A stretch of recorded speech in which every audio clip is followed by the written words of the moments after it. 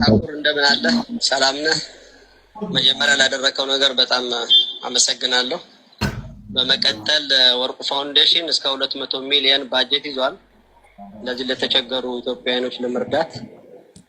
አሁን አንተ ሄደህ ለጎበኛው በዚህ ሰዓት መዋጮ የምታደርጉበት ግን 15 ሚሊዮን ብር ገቢ ያደርግላችኋል። ስለዚህ ውጭ ሀገር የሚገኙ ኮንታክታችሁ ከኛ ጋር በመገናኘት ገንዘቡን መረከብ ይችላል። እና መሰግናለሁ። አጨብጭብ አጨብጭብ አጨብጭብ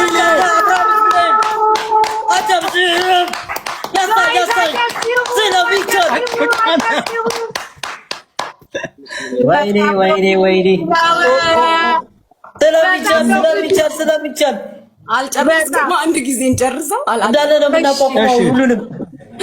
እሺ እሺ፣ ያንተም ሰርፕራይዝ ስላለ አንድ ላይ እንስማው። እሺ፣ ራስ አሳቀኝ። ማን ነው? ቀጥል። ፈልገው ሀገር የሚገኙ ኮንታክታችሁ ከኛ ጋር በመገናኘት ገንዘቡን መረከብ ይችላል። ይሄንን ነው የምፈልገው። አንተም በተመለከተ ግን ድርጅቱ የ5 ሚሊዮን ብር መኪና ለግልህ ሸልመዋል።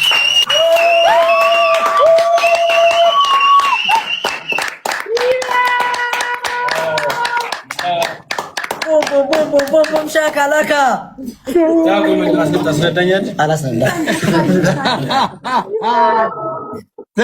አረ በቃ ከዚህ በላይ ለድርጅታችን ያደረገልን ነገር፣ ለአግማሽ ኢትዮጵያ ያደረገልን ነገር በጣም ታሪክ የማይረሳው ነገር ነው። አቋቁመን ነው ይህንን ነገር የምናሳየው። አቋቁመን ማህበረሰባችንን አቋቁመን ነው እናንተ የምናሳያችሁ። በጣም ነው የምናመሰግነው። ወዳይ እኔ ልቤ እየመታ ነው። ውዴ ቀጣለ እንዴ? ቀጣለ ጋይስ ቮይሱን ልጨርሰው። እኮ አለ ማለት ነው ውዴሽ። ታታሪ ወጣቱ ነው የልጆች አርአያ እንድትሆን በማድረግ ነው፣ በማሰብም ነው። ሰውን ለመርዳት የሚያስፈልገው ሃይማኖት፣ ብሔር፣ ማንነት ሳይሆን ችግሩ ላይ ብቻ በማሰብ ለተቸገሩት መድረስ ወሳኝ ነገር ነው። ይህንን በሁሉም ጭንቅላትና በሁሉም ኢትዮጵያዊ አመለካከት ውስጥ መግባት አለበት። ችግርተኛን መርዳት በዚህ ሰዓት ካለን ማካፈል ለሁላችንም ጥቅም ይኖረዋል። እግዚአብሔር ይጠብቅ። ወደፊትም አብሬያችሁ ነኝ። ምንም ችግር የለውም፣ ይስተካከላል በተለያየ ነገር። አመሰግናለሁ። ሞራል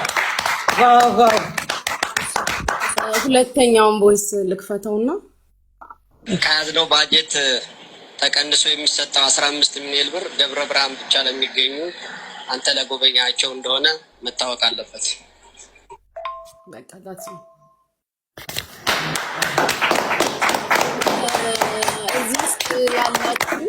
እዚህ ውስጥ ያላችሁ 13000 ኦልሞስት 14000 ሰዎች ታላቁን አባታችንን ወንድማችንን ጋሽ ወርቁ አይተነውን በማመስገን ኮመንት ላይ እግዚአብሔር ረጅም እድሜና ጤና እንዲሰጣቸው ከክፉ ሁሉ እንዲጠብቃቸው ምኞታችሁን ፍቅራችሁን በኮመንት ግለጹ። እግዚአብሔር ያክብርልን፣ ኑርልን ጋሼ፣ ክፉ አይንካክ፣ እድሜና ጤና ይስጥልን።